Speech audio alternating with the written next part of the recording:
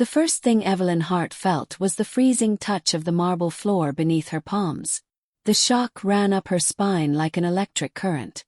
1 minute, she was the respected matriarch of the Hart family, preparing to sit at the head of her own Christmas dinner table.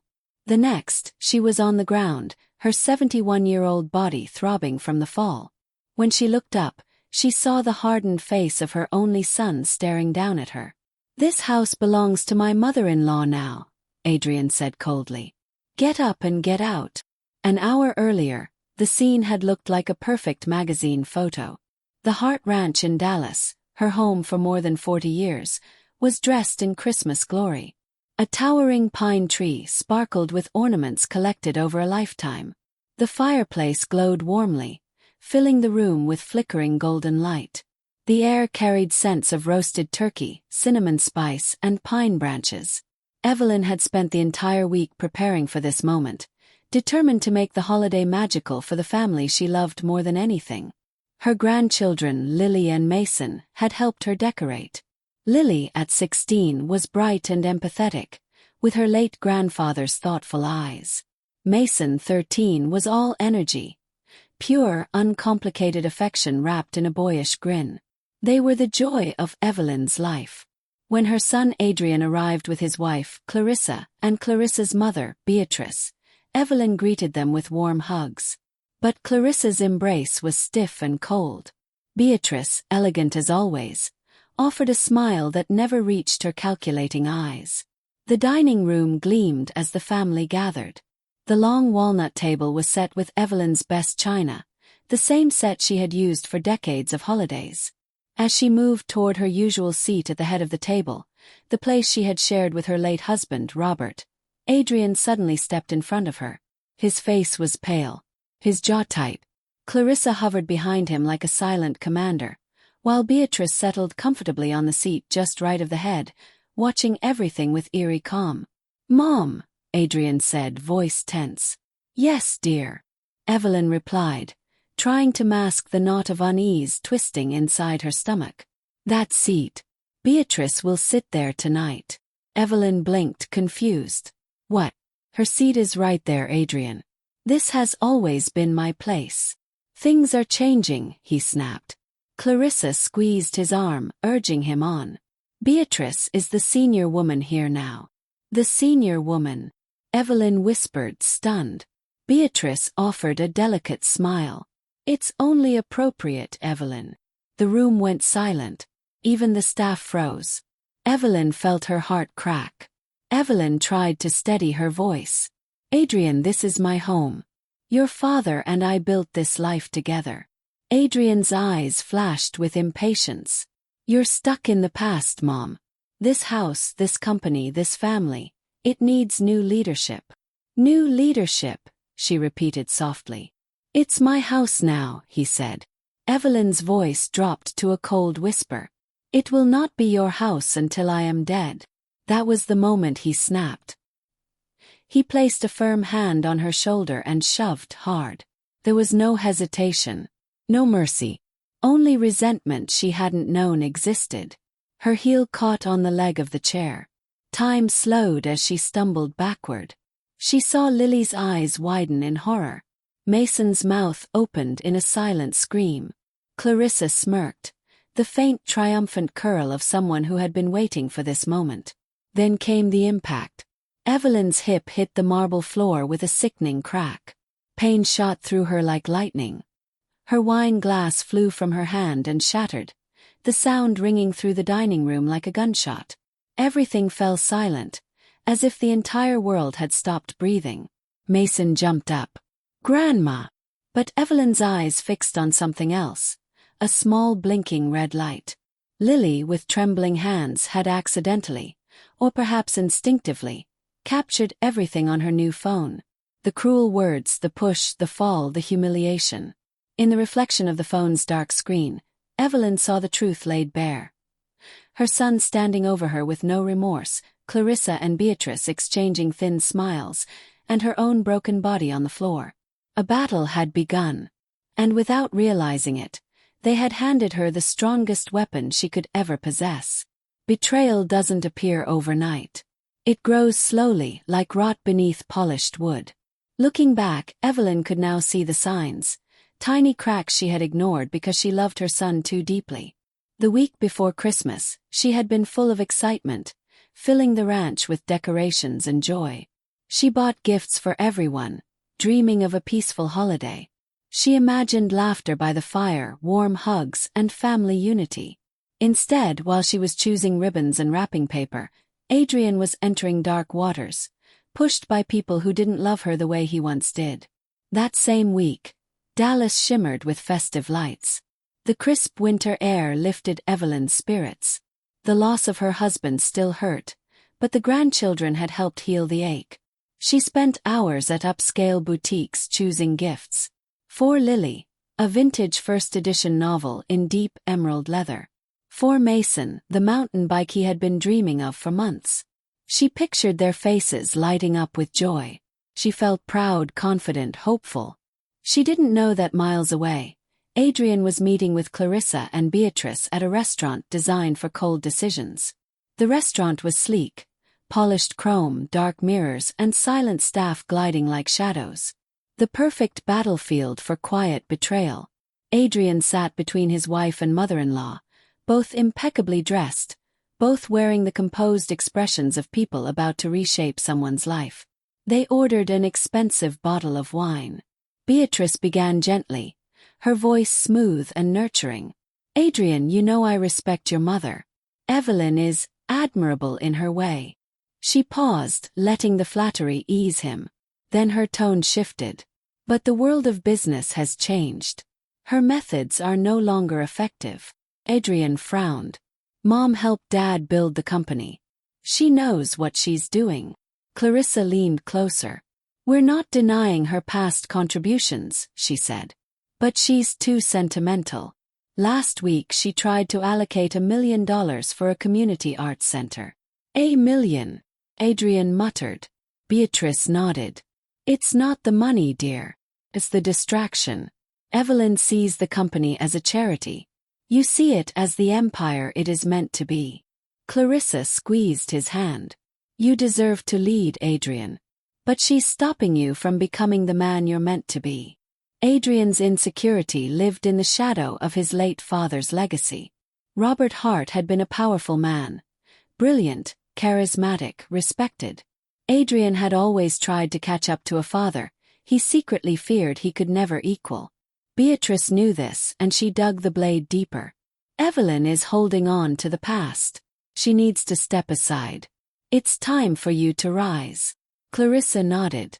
"For our family. For our children." He stared into his wine glass. His jaw tightened. His pride, his ego, his need for validation slowly outweighed his loyalty. Finally, Adrian lifted his glass and took a long drink.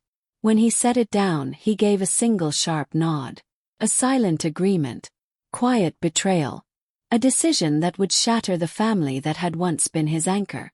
While Evelyn was buying Mason's dream bike, her son was agreeing to push her out of her own home, her own company, her own life.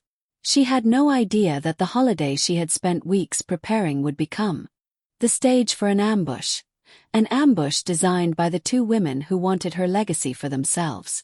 A few days before Christmas Eve, Clarissa and Beatrice conveniently left for a spa retreat.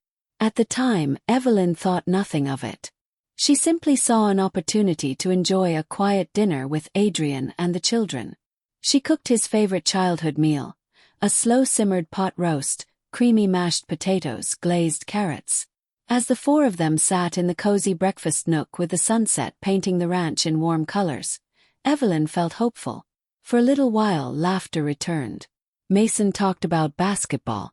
Lily shared comments about a photography project. Felt almost normal. Encouraged by the warm moment, Evelyn gently brought up something close to her heart. "Adrian, I met with the Children's Music Foundation today." Adrian stiffened. "They need help," she continued softly. "Their building is falling apart. I thought the company could fund a new performance hall in your father's name." Adrian set down his fork with a clink that echoed too loudly in the room. "Mom," he said sharply, The company is not your charity fund. The words froze the air. Lily's eyes widened. Mason looked down, confused. Evelyn tried to smile. It's a tax write-off, dear. And it's meaningful. Your father. I'm not interested in what Dad would have wanted, Adrian snapped. I'm interested in profits. We're in a bidding war for the new airport expansion. Every dollar matters. We are not a foundation, Mom. We are a construction empire. Let me run it. The cruelty of the words stung. Adrian didn't sound like her son. He sounded like Beatrice. He sounded like Clarissa. He sounded like someone who had already decided she was in the way. The rest of the meal was painfully awkward.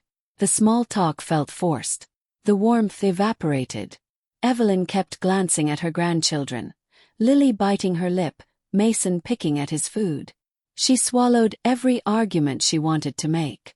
She refused to let the children see an eruption. All right, Adrian, she whispered.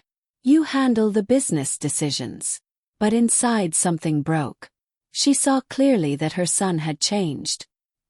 He no longer saw her as his mother, the woman who built both the company and the household brick by brick. He saw her as an obstacle. That night, long after the children had gone to bed, Evelyn sat by the window of her bedroom and watched the cold stars above the ranch. Her hip ached. Her heart ached more. She knew now that Adrian's cruelty at dinner was not a moment of stress or frustration. It was a sign of something deeper, something darker. He wasn't just trying to establish authority. He was trying to erase her influence completely. And perhaps, guided by Clarissa and Beatrice, he had already decided to erase her entirely from the world she built. The next morning, she drove to the office of Charles Whitmore, her late husband's lawyer and closest friend. The Dallas skyline flashed past in a blur, cold and metallic. Her hip pulsed with pain with every step, but she didn't stop. Charles welcomed her with a grave look. Evelyn, what happened? She sat heavily in the leather chair. He pushed me, Charles, she whispered. My own son. Charles didn't look shocked. Instead, he opened a hidden safe behind a painting and pulled out a sealed envelope with Robert Hart's crest. Evelyn, he said quietly. Robert prepared for this. Evelyn stared at the envelope, her breath catching. Prepared for what? She asked. Charles's expression softened with grief. For the possibility that Adrian might one day choose ambition over family. No, Evelyn whispered. He wouldn't. But the moment she said it, her voice cracked. She had seen the truth in her son's eyes at Christmas dinner. Charles set the envelope before her. Robert made me promise to give this to you only when you needed protection. Evelyn hesitated before breaking the wax seal. She felt as if her entire marriage, her entire life, was speaking to her from beyond the grave. Inside were 2 letters. One addressed to her. One addressed to Adrian. And beneath them, a legal document stamped with the Hart family seal.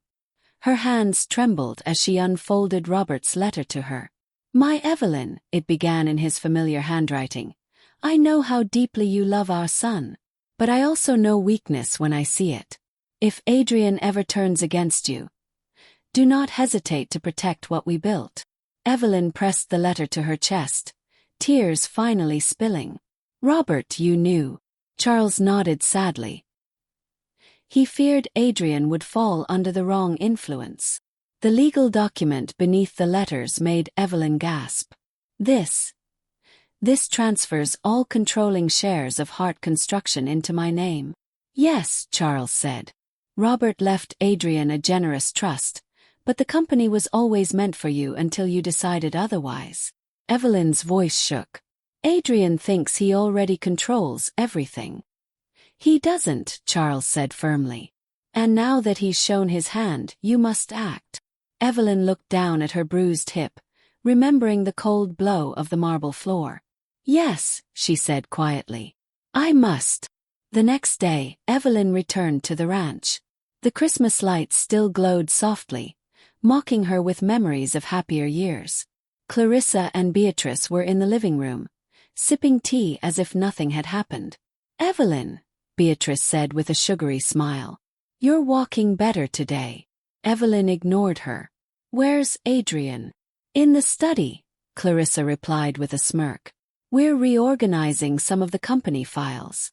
Evelyn's stomach twisted. Of course you are, she said flatly. She walked toward the study, each step fueled by new determination, and the weight of her husband's final wishes. Adrian looked up when she entered. Mom, we're busy, he said bluntly. We need to talk, Evelyn replied. Clarissa rolled her eyes. Make it quick. Evelyn held up the envelope. Your father left me something. Something you should see. For a moment, Adrian's confidence faltered. What is that? Sit, Evelyn said. Her voice carried the iron of a woman who once built an empire from nothing. Adrian sat reluctantly, crossing his arms. Clarissa stayed standing beside him, glaring like a watchdog. This, Evelyn said, placing the second letter in front of him, is from your father. Adrian snatched the letter and read silently. His jaw clenched tighter with every line. What is this? He snapped when he reached the end. He didn't trust me. He left everything to you. Evelyn folded her hands calmly. He trusted you as his son. But he trusted me with the company. That's ridiculous, Adrian shouted. The company belongs to me. No, Evelyn said firmly. It doesn't. Not legally. Clarissa's eyes burned with anger. You're lying. Evelyn slid the legal document across the desk. Read it. Clarissa's face drained of color as she realized the truth. Clarissa grabbed the papers, flipping through them rapidly. This can't be right. There must be a loophole. There isn't, Evelyn said. Adrian stood abruptly. You're doing this to punish me. Evelyn rose slowly, her hip throbbing. I didn't raise you to be cruel, Adrian. I didn't raise you to shove your mother to the floor. He flinched. You provoked me. Evelyn shook her head. No. Clarissa and Beatrice provoked you. And you let them. Clarissa stepped forward. He's the future of this family. And you, Evelyn said coldly, are the rot destroying it. For the first time, Adrian's confidence cracked. Mom, I didn't mean to hurt you. You did hurt me, Evelyn said softly. But the real wound came from watching you change. He swallowed hard. We just want to modernize things. By humiliating me. By pushing me out of my own home. Adrian couldn't answer. Evelyn straightened, ignoring the pain in her hip. You have a choice now. Continue down this path with them, or step back and remember who raised you. Clarissa scoffed. Don't listen to this guilt trip. Evelyn's eyes hardened. Speak again, Clarissa, and you leave this house. That was when Adrian finally snapped at his wife. Stop talking, Clarissa. Clarissa froze, shocked. Evelyn saw the flicker of the boy he once was. Confused, afraid, torn. He sank into the chair, running a hand through his hair. Mom, I don't know what I'm doing anymore. Evelyn walked closer. I know, she said gently. They filled your ears with poison. Clarissa's voice sharpened. Adrian, don't let her manipulate you. This is all part of her plan to keep the company forever. Evelyn looked at her calmly. I don't need to manipulate anyone. I already have legal control. Beatrice appeared at the doorway, her expression cold and calculating. What's happening here? Evelyn turned toward her. Your influence ends today. Beatrice smirked. I doubt that. Evelyn stepped closer. A video exists. Lily recorded everything you orchestrated. Adrian's push. Your smiles. Your cruelty. Beatrice's face finally cracked, a small tremor of fear. If you continue interfering in my family, Evelyn said, I will release that video, and your reputation will crumble. Beatrice's lips tightened. You wouldn't. Try me, Evelyn replied. Beatrice silently backed away, understanding that she had underestimated the wrong woman. With the three of them silent, Evelyn looked at her son again. Adrian, I am giving you one chance. He looked up, eyes cloudy. What do you want? For you to step aside until you're ready to lead without cruelty, she said. You will retain your trust fund and your position in the company, but you will not run it. Not until you earn it. Clarissa gasped. You can't do that. Evelyn raised an eyebrow. I just did. Adrian swallowed hard. And if I refuse? Then I will remove you entirely, Evelyn said simply. Adrian lowered his eyes. I need time to think. You'll get it, Evelyn said. But Clarissa and Beatrice will leave my house today. Clarissa exploded. This is madness. Adrian, say something. Adrian looked at her with a new, unfamiliar expression. Doubt. Maybe we should go, he muttered. Clarissa's jaw dropped. You're choosing her over me. No, he whispered. I'm choosing the truth. Clarissa stormed toward the door. You'll regret this, Adrian. Beatrice followed stiffly, her pride wounded. Evelyn exhaled slowly. For the first time in weeks, the air in the ranch felt breathable. Later that evening, Evelyn sat in the living room with Lily and Mason. Lily gently pressed an ice pack against her grandmother's hip. Grandma, I'm so sorry, she whispered. Evelyn brushed her cheek. You did the bravest thing, sweetheart. You recorded the truth. Mason sat close beside her. Are Mommy and Nana bad people? Evelyn chose her words carefully. They made bad choices. But that doesn't mean your father has to follow them. Lily leaned on her shoulder. Do you think he'll change? Evelyn sighed softly. I hope so, my love. I truly hope so. That night, after the children went to bed, Adrian knocked gently on her door. Evelyn hesitated before opening it. He stood there, stripped of arrogance, looking more like the little boy who used to run to her after falling off his bike. Mom, he whispered. I'm sorry. Tears gathered in her eyes. Adrian, why? He shook his head. I wanted to prove myself. Clarissa said I was weak. Beatrice said I was worthless if I couldn't take control. And you believed them? She asked quietly. I didn't want to, he whispered. But I did. Evelyn led him inside. They sat on the edge of the bed.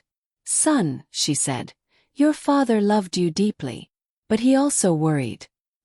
He saw how easily people could sway you. Adrian nodded miserably. I know. Do you want to be the man your wife tried to mold? Or the man your father believed you could be? Adrian swallowed. I want to be better. Evelyn touched his hand. Then start by taking responsibility. I'll resign as CEO, he whispered. Good, Evelyn said. And you'll attend counseling, both personal and family. Adrian nodded again. Yes, Mom. The next week was a whirlwind. Clarissa moved out temporarily, furious but powerless. Beatrice tried calling Adrian, but he blocked her number. Evelyn contacted Charles and began restructuring the company to protect it from further manipulation. Adrian formally stepped down, and Evelyn took over as interim CEO. Employees who had been fearful under Clarissa's influence felt relief wash over the building. Evelyn walked through the company hallways, feeling Robert beside her in spirit. She had saved their legacy. She had protected their life's work. But the work of repairing her family had only just begun. Christmas morning arrived quietly. Lily and Mason opened their gifts with joyful gasps. The emerald novel, the gleaming mountain bike. Their smiles lit up the room. Adrian watched them with tears in his eyes. I almost ruined everything, he whispered. Evelyn touched his shoulder. You lost your way. But you found your way back. The children ran to Adrian, hugging him tightly. He closed his eyes, soaking in their warmth. For the first time in a long time, Evelyn saw hope, not the fragile hope she had carried alone, but a shared one. Later that day, Adrian approached Evelyn in the kitchen. Mom, what will happen to Clarissa? Evelyn washed her hands quietly. That depends on her. If she wants a marriage built on greed and power, she won't find it here. If she wants healing, she must earn it. Adrian nodded slowly. I understand. Evelyn turned to him. Son, you cannot let anyone, wife, mother-in-law, or anyone else, decide who you become. Adrian straightened slightly. I won't let that happen again. Evelyn saw the sincerity in his eyes and allowed herself a small smile. Good. That evening, as the sun set over the ranch, painting the sky orange and gold, Evelyn stepped onto the porch. The cold wind brushed her face, but her heart felt strangely warm. Robert's letter rested safely in her drawer, a reminder of love, foresight, and protection. Adrian joined her quietly. Mom, thank you for not giving up on me. She leaned her head against his shoulder. A mother never gives up, Adrian. But she also never surrenders. He nodded. I think I'm ready to rebuild. She squeezed his hand. Then let's rebuild together. Evelyn looked out over the ranch, the land she had protected, the home she had fought for, the family she had nearly lost. This Christmas had begun with betrayal, pain, and humiliation. But it ended with truth, strength, and a second chance. She whispered into the wind. Robert, I kept your promise. Behind her, Adrian stepped inside to help the children set the table for dinner. Evelyn followed slowly, her hips still tender but her spirit unbroken. The war had been won, not with cruelty or revenge, but with courage, wisdom, and the unshakable heart of a mother.